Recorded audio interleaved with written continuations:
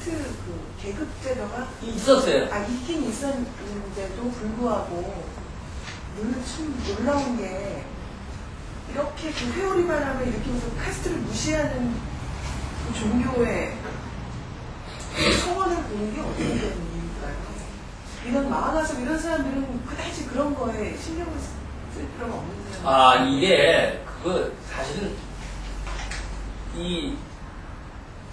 뭐냐면은 부처님이 상당한 카리스마를 가졌다는 거죠. 그 당시에. 그러니까 그 경전에도 보면 나오지만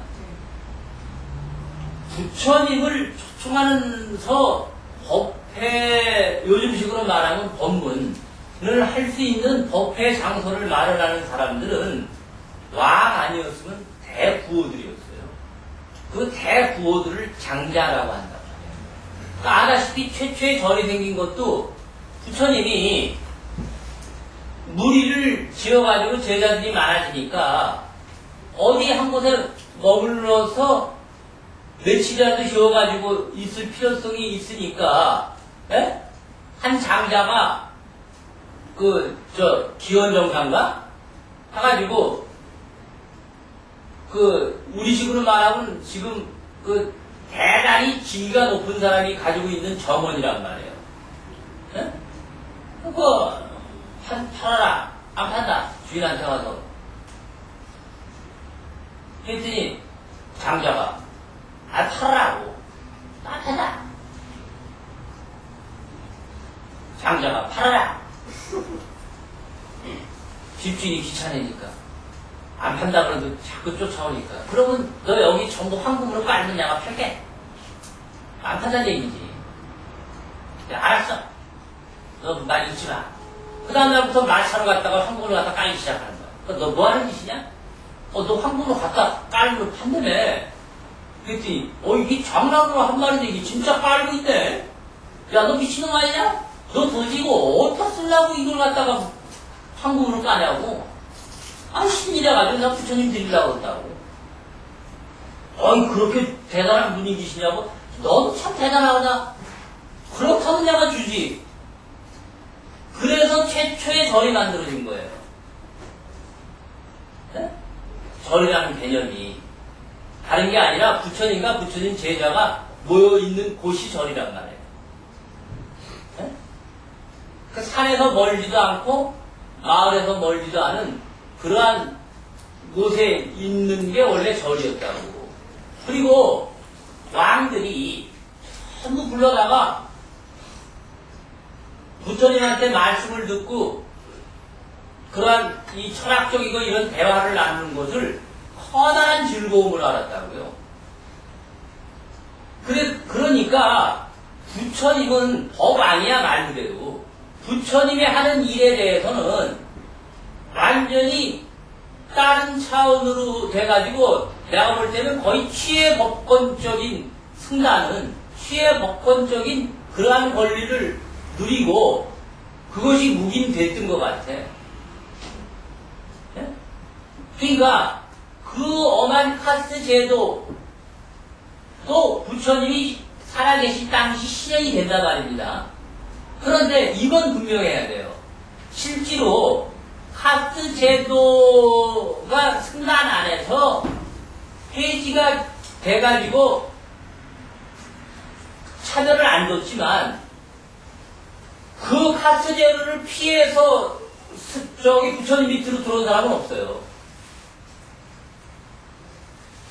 그런 목적을 갖고 들어온 사람은 없다고. 그러니까 부처님이 암만 중도 수행을 얘기해서도 부처님의 수행법은 지금 생각해도 상당히 일반 사람들은 지키기 힘든 그러한 이 생활 규범과 규칙을 가지고 있는 것만은 분명해요. 예를 들면 이제 조금 이따가 나중에 오불식이라든가 이런저런 완전히 아주 일반 사람으로서는 도저히 모든 욕심이라든가 이런 것을 벗어 던지지 않으면은 도저히 견딜 수 없을 정도의 수준이 부처님 당시의 승단의 이었단 말이죠. 그러니까 순간의 이론이라는 것 자체만 하더라도 그 당시에는 대단한 이 엘리트 무식쟁이라도 그 정도에 들어갈 정도면은 모든 사람들이 다 인정을 할 수밖에 없는 그러한 이 정도의 수준이었단 말이죠. 심치 숫자로 보더라도 제가 말씀드렸듯이 암만 많아도 2,000명이 넘어 보이진 않는다고 했잖아요. 그럼 카스트 제도 때문에 많다고 해서 부천 제자를 2,000명으로 잡아도 카스트 제도의 혜택을 받은 사람은 몇 명이나 되겠냐고. 10분의 1도 안 될 거예요. 경전에 거론되는 인물은 한두 명밖에 안 돼. 내가 기억하기로서는, 경전에, 우바리 전자도 아마 이발사 출신일걸? 딱새 출신일 거란 말이야. 그런데 이제 저에서 그러한 직업을 가지고 있는 사람이기 때문에 실제로 몇 명 안 돼요. 대부분이 가석도 그렇고, 목련도 그렇고, 목건전도 그렇고, 다른 수행을 하는 바라문이었다가, 부처님하고,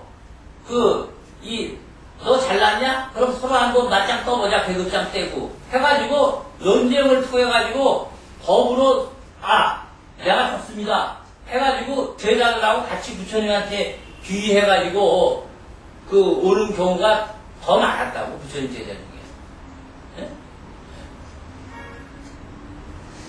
그러니까 어찌됐든, 그렇기 때문에 부처님은 굉장한 카리스마를 가지고 있던 것만큼 분명해요. 일반인들한테도. 그런데 부처님은 논리가 명확했단 말입니다. 예를 들면 누가 자기 죽은 아들을 살려달라고 여인이 왔을 때 뭐라고 얘기를 해요? 죽음을 한 번도 보지 못한 그런 경우를 한번 찾아보라고. 그렇지. 그래가지고 그런 중에서 겨자씨 제안을 얻어오면은 내가 살려주겠다. 그런 얘기를 하거든. 그 다음에 연못에 돌 던져놓고 저게 다시 뜨기를 기도한다고 해가지고 저게 뜰 것 같으냐. 절대 뜨지 않는다. 돌은 물에 가라앉아 있기 마련이다.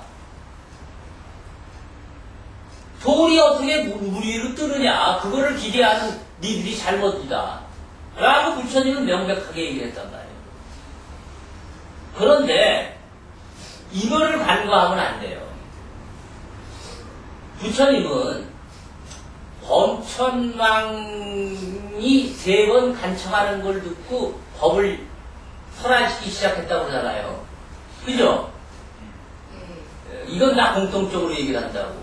그런데 요 부분에 대해서는 잘 얘기들을 안 하는데 내가 말을 하는 법은 세간의 법과는 전혀 다르다. 그래서 너희들이 이해할지 모르겠다. 라는 게 부처님이 자기가 깨달은 말을 얘기 안 하려고 하는 이유였어요. 인간들은 이해하기 힘들다 이거야. 자기가 깨달은 법을. 네? 세상의 이치가 역행한다라고 분명히 말씀을 하셨어요. 내가 깨달은 법은 세상의 이치가 역행을 하기 때문에 너희들이 이야기를 해서 그대로 실천하고 알아들을 수 있을지 모르겠다라는 게 부처님이 거부하신 이유라고.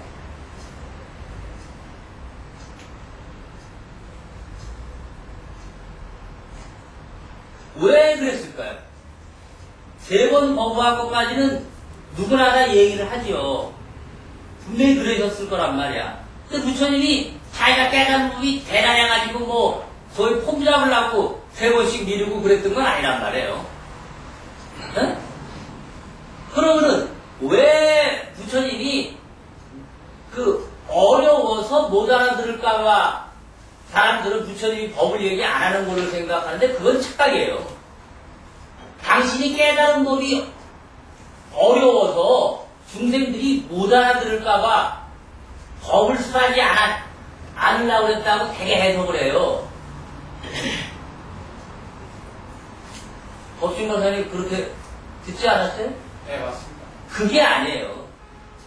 세상의 이치와 역행을 한다라는 거야. 그러니까 내가 깨달은 대로 내가 말하는 거는 세상 살아가는 대로 내 말대로 하겠다가 다 제대로 생활이 안 된다 이거예요. 그런 이유 때문에 말을 안 한 거란 말이에요. 부처님. 어렵다라고 말을 안 할 부처님이 아니지. 그건 말이 안 되죠. 그건 부처님이 상이 있기 때문에 말을 안 한다라고 할 수 있지. 부처님이 그래 중생들이 이거 모르고 고민을 하셔가지고 말을 안 한다면은 세상에 나만 잘났다라는 생각을 부처님이 갖고 있었다라는 얘기하고 똑같잖아. 예? 그것도 더군다나 범천을 상대로 간청을 하는 것인데, 범천이.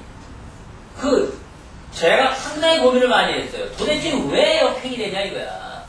지금 특히 법화나 화엄경에 보면은 평상심시 불이다 해가지고 평상시에 우리의 모든 것이 다 부처님의 도리라고 하는데 이거하고 정면으로 배치가 된다고. 네?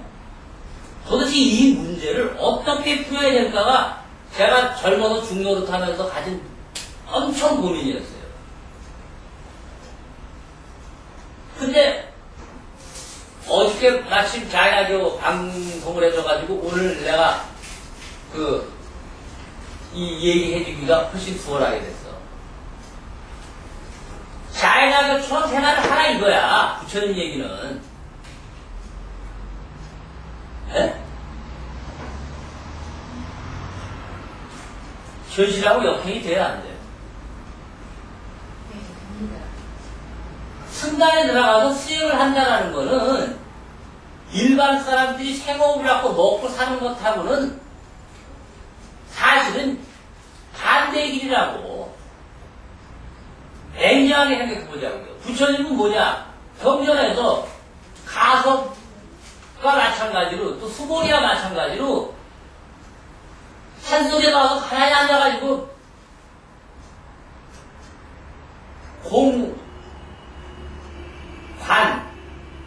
예? 지관 수행을 하는 거 아닙니까? 그래야 그래요.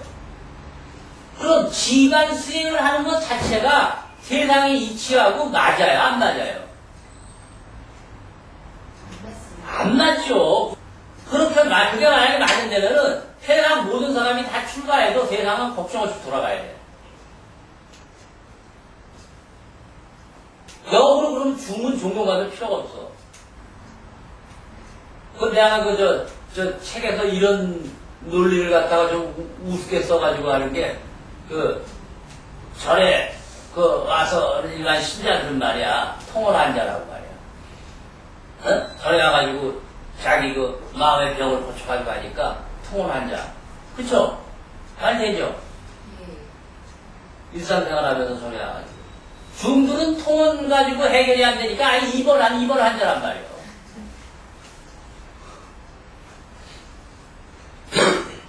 그러한 관점에서 볼 때, 부처님이 당신이 요구하는 대로 따르고 이렇게 살아야 된다라고 하면은 세상에 결혼하고 농사 짓고 마누라하고 살고 애 낳고 뭐하고 하는 것하고 당연히 역행이 되잖아요. 예. 역행이 안 된다고 말을 하면은 불교를 이해 못 하는 거야. 에? 난 이런 부분들을 좀 명확하게 하고 싶어요. 에?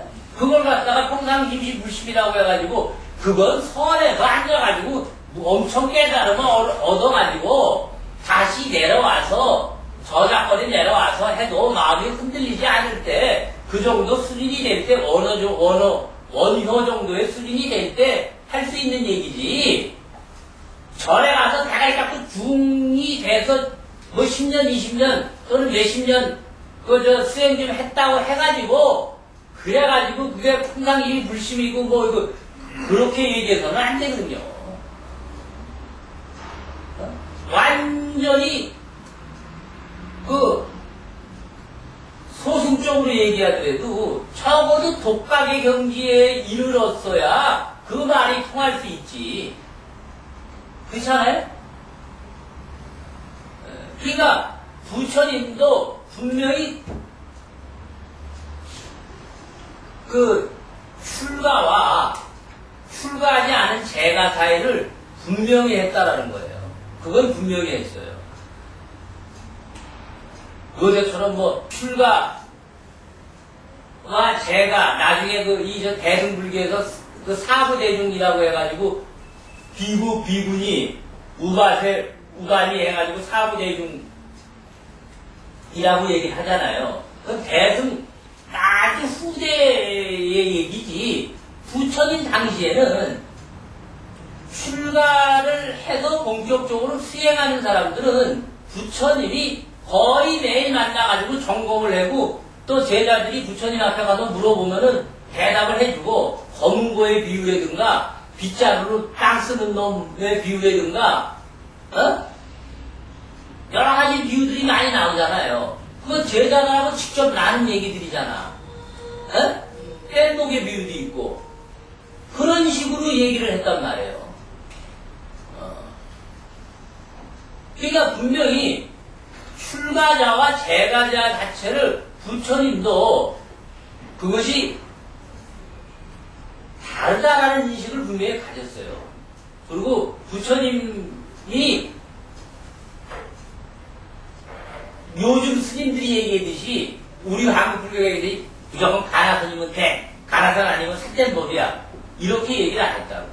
부처님조차도 한 가지 얘기가 하나 하고 잠깐 보세요. 두 제자가 부처님한테 와가지고 하소연을 하는 거야. 아이고 이거 부처님 말씀대로 관법을 하려고 하는데 도저히 진도가 안 나갑니다. 그랬더니 부처님이 너는 무슨 관 하는데? 수식관 한다고. 하나 둘 셋 되는 거예요. 그 정신 집중하는 데는 아주 유효해요. 근데 진도가 안 난다고 하전하는 거야. 야, 너 여기 들어오기 전에 직업이 뭐였냐? 그랬더니 뭐 세탁소 같은 거를 했다고 했단 말이야. 네? 또 안 넣어. 저도 안 되는데요. 넌 뭐 했냐? 저 대장장 하면 돼요. 그게 부처님이 뭐라고 얘기해요? 아니, 유명한 얘기예요. 대장장 하는 놈은 백골반인가 그거를 하고 있었다고. 야, 너 그거 하지 말고 네가 수시간을 했나? 너 맨날 대장장에서 이거 하면 뽐뿌질 했잖아. 이거 뽐뿌질하고 숨이 들락날락 하는 거하고 또 그거 아니야. 너 뭐 그런 숨이 있으니까 너가 수시간을 하고 너 엄마 저 세탁소에 가서 맨날 더러운 거 깨끗이 빨고 있으니까 너 네가 백골반을 해야 될 거 아니야. 니들 수익 잘못하고서 바꿔. 이렇게 구체적으로 얘기를 했었다고. 네? 요즘처럼 무슨 이먹고만 던져놓고 무식하게 수행이 안 됩니다 그러면은 마가 껴서 그러는 거니까 차분히 마음을 가라앉히고 잡념을 없애고 번뇌를 가라앉히면 되느니라. 그거 이상 대답을 못해. 내가 과장된 말 아니에요. 이거 설명을 하기 위해서 과장되게 그렇게 말을 하는 게 아니라고. 한번 어디 큰 절에 가서 저거 하시면은 건방에 스님한테 가서 진지하게 한번 물어보시라니까. 화두를 잡고 하는데 도저히 마음이 뚫어지질 않습니다. 어떤 대답을 해주나. 그 부처님은 제자들을 다 그렇게 자상하게 다 뚫어졌다고. 요즘처럼 두리뭉실하고 절대 그러지 않았어요. 뭔 얘기에다가 여기까지 한다 모르지만 어찌됐든 부처님은 중요한 건 당신이 생각하고 깨달은 법은 실은 연기법이거든요. 예? 연기법인데 이것이 있으므로 저것이 있고 저것이 있으므로 이것이 있다. 라는 거란 말이야. 그렇다면은 생사에서 벗어나야 된단 말이야. 생사에서 벗어나면은 노사도 없어지니까. 예? 그런데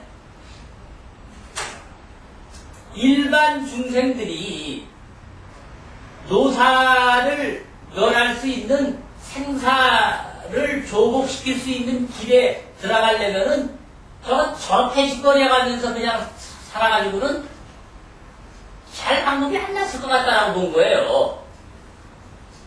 본격적으로 생사를 걸고 덤벼들어야 그게 해결이 되는데, 세상에 새 몸을 다 뒤집어 놓고 목숨을 걸고 수행을 할 수 있는 놈이 몇 놈이나 될까 이거야. 세상이 그렇게 이루어져 있지 않다라고 본 거라고. 부처님은. 그리고 실제로 조사들도 얘기하잖아요. 마지막 밧줄에 손을 놓을 때 깨달음이 이루어진다라고 또 얘기하잖아. 네? 그 말은 평상심이 곧 도달하는 말하고 정면으로 배치되는 말이에요. 그러니까 어떻게 보면은 어저께 그 얘기하는데 자연학교 쪽이 무소유와 불살생을 가장 적극적으로 오히려 실천을 한 데라니까요. 그리고 부처님도 천 하나로만 분소위로 가렸잖아요.